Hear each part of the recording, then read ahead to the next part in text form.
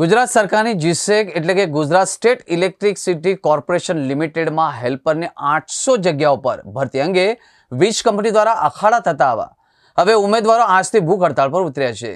આજે વડોદરાના racecourse circle જીએસકે કચેરી ખાતે મોટી સંખ્યામાં ઉમેદવારો ઉમટી પડ્યા હતા અને ભારે સૂત્રોચ્ચારો કર્યા અને ભરતી પ્રક્રિયા પૂર્ણ કરવાની માંગ કરી હતી। આજરોજ વડોદરાના રેસકોર્સ સર્કલ ખાતે વિદ્યુત ભવનની બહાર જીએસકે એપ્રેન્ટિસને ન્યાય મળે એના માટે મોટી સંખ્યામાં કર્મચારીઓ ભૂખ હડતાલ પર બેઠા હતા। જો તેમની માંગણી સ્વીકારવામાં નહીં આવે ત્યાં સુધી આ ભૂખ હડતાળ બંધ નહીં થાય અને જરૂર પડશે તો ઉગ્ર આંદોલન પણ કરવામાં આવશે તેવું કર્મચારીઓ જણાવ્યું હતું। જીસેક એપ્રેન્ટિસને ન્યાય માટે આજે હડતાલ પર ઉતર્યા છે અને તેમની માંગણી ન આવે ત્યાં સુધી આ હડતાલ કાયમી રહેશે।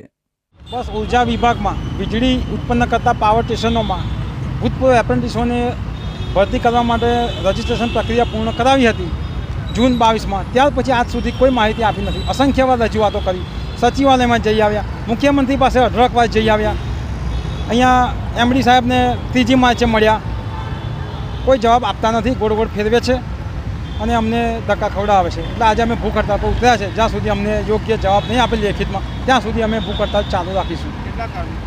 અહીંયા 500થી ઉપર અમારા એપ્રેન્ટિસો ભૂતપૂર્વ અહીંયા બધા આવ્યા છે અને હજુ બીજા અમુક દૂર દૂરથી રસ્તામાં છે, બધા આવી રહ્યા છે।